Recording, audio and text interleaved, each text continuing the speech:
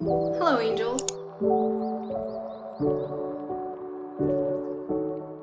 The light is kind of icky today because it's been really cloudy, so hopefully this works. But hi, hello, welcome back to my channel. My name is Maria. Today I'm going to be talking about building your own 75 hard slash soft challenge to do something that works for you while still, obviously getting the benefits that a challenge such as that entails. So first, let's start and dive in as to how I divided this. So I started my own 75 hard challenge by looking at the areas of my life that I wanted to expand on or do better at. So I put physical, wellness, mental, future, soul, and then like others. So for physical, obviously it's moving your body, it's exercise. And here's where you can be really, really flexible with yourself. I think a lot of us don't want to start a challenge such as this because you're like, I cannot do 45-minute workouts in a day. Like there's just no time. So you just don't do it. But we need to realize that we can adjust it to whatever it is that we want. And that's gonna be fine too. Like if you can only do a 30-minute walk every single day, then that's fine. Do that instead of not doing anything because you can't achieve 2 45-minute workouts in a day. You know what I mean? You know what I mean? Moving your body. For me, it is one 45 to 55-minute workout every single day.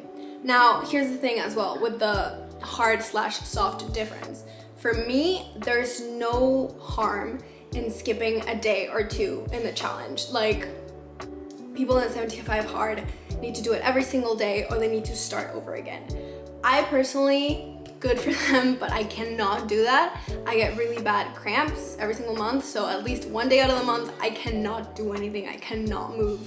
And I always also think like, but what if I get sick and then I can't do it and then all the progress is gone? I don't want to do it if that's gonna be, the issue. So I like to give myself grace in things like that. I don't think you need to complete the 75 days in 75 days. If you do it in 80 or in 90, I think that that's absolutely an accomplishment too. So that also makes it easier on yourself and on the challenge itself too. On the days that I don't feel like I can do a stressful workout, I do 45 minutes of walking, for example, or nothing at all. Like on the really bad days, I can do nothing at all and it's fine. It's not gonna make the difference. Okay, next up we have wellness. For wellness, I put food, skincare, and water.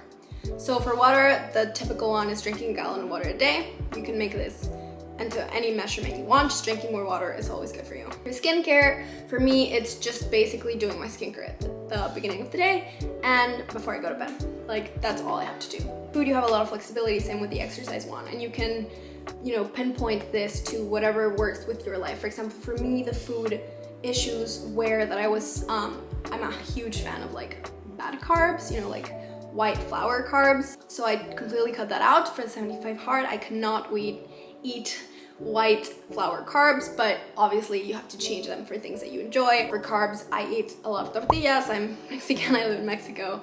Lentil pasta is amazing. I'm a pasta girly and the lentil pasta saves me. There's a lot of bread that's gluten-free now or that's made with like nut flour or I don't even know what, but you can find a lot of alternatives. I also put no junk food, like no chips or processed food of any kind. I'm not eating carbs in dinner because your body doesn't have enough, energy to process them that much. Things like that. You can pick out little things that you want. 75 hard people do no alcohol. I personally don't, even though it makes me sound like an alcoholic. I'm not.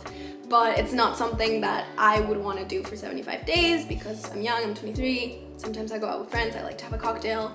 I think it's fine. So, tailor it to you, to what you think you can give up, and don't do what you think you can't give up or it's gonna make you mad to give up because then you're not gonna finish it ever. Next, we have mental. For mental, it can be anything from podcasts to reading to watching a YouTube video a day or a master class.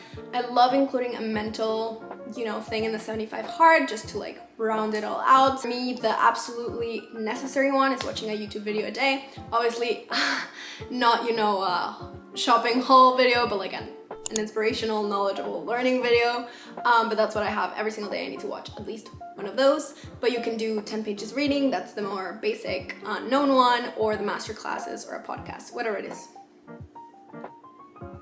Sorry, my camera literally died. I don't know what the hell was going on, but let's keep going. So for the future area, I like to use either income streams, networking, or for example, for me, it's posting. Make sure that you're doing something every day that contributes to your future, whether that's, planning your business or going to work even, or writing a book, or posting on TikTok, posting on YouTube, like every single day doing something that goes towards your future and your goals and your dreams, etc. Next, for the soul category, it's something that brings you joy, basically, that makes you feel good.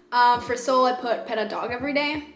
This is obviously dependent on whether you go out or you see a dog or not, but this is why it's so flexible. Like, it can be flexible. I think I got really stuck in trying to make something that was not going to be flexible, so I didn't put a lot of the things that I wanted to put in because I felt like it was just not achievable to do them every single day. But if you're like me and you like a little bit more flexibility, that's okay. And if you don't, that's fine too. So, pet a dog, dance or sing. I love doing this. I try to do it daily. I don't really succeed that much, but I love to just blast out music from my speaker and sing and dance. I feel like it's so therapeutic. It connects me with like my feminine energy, and singing when you're like mad and like singing, shouting, it's just such a good stress release.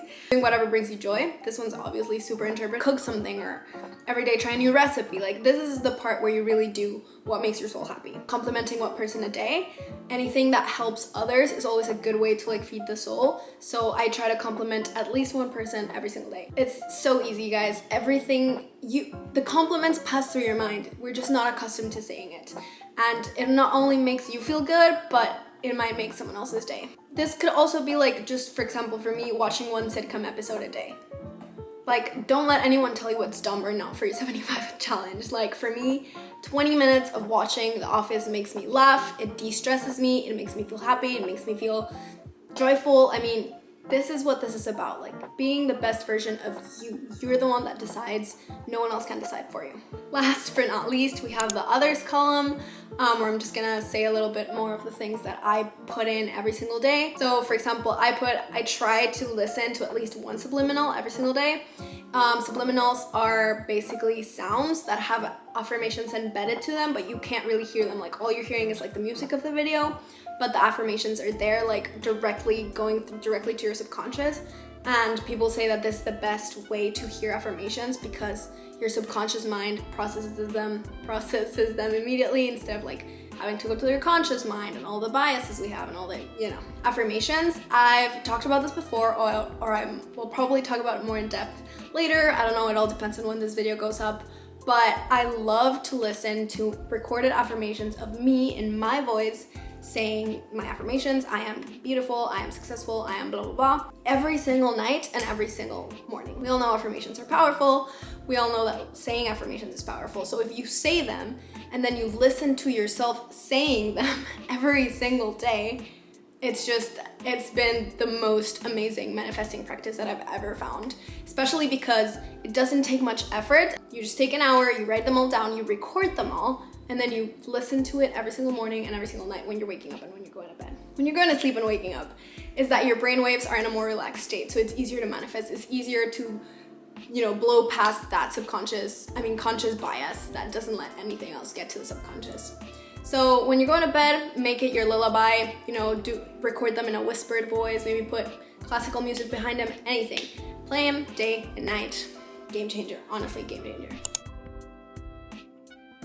And the last but not least is one that's more for fun, but I've been finding just absolutely enriching and amazing, is naming every single day of your life as if you were naming an episode of a show. This is fun for two reasons. It helps you reflect on your day and think about what was the thing that stood out the most to you from that day, whether it was positive or negative, what did it have to do, blah, blah, blah, blah, blah, blah.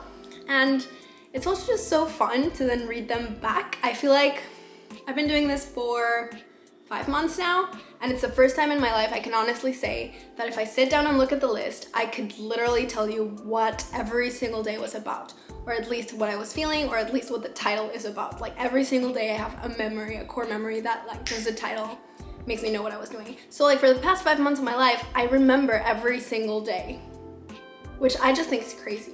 Like, to look at it in the future and have like years and years of it, I don't know. It's been a great addition to my 75 Maria challenge, because it's not even hard or soft anymore. It's like 75 Maria. I hope you found it, inspiring to create your own 75 challenge and, make it 75 plus. I mean, I think that's kind of the goal of a lot of these challenges, to, you know, make it through and then keep what works and let go of what doesn't, or what was a little bit harder, and maybe like space it out a bit more. But yeah, I love talking about this stuff. I hope it helped some of you. Let me know down below what you'll be adding to your 75 challenge, because maybe I'll add it to mine too. And yeah, make sure you're subscribed, and I'll see you next week. Bye.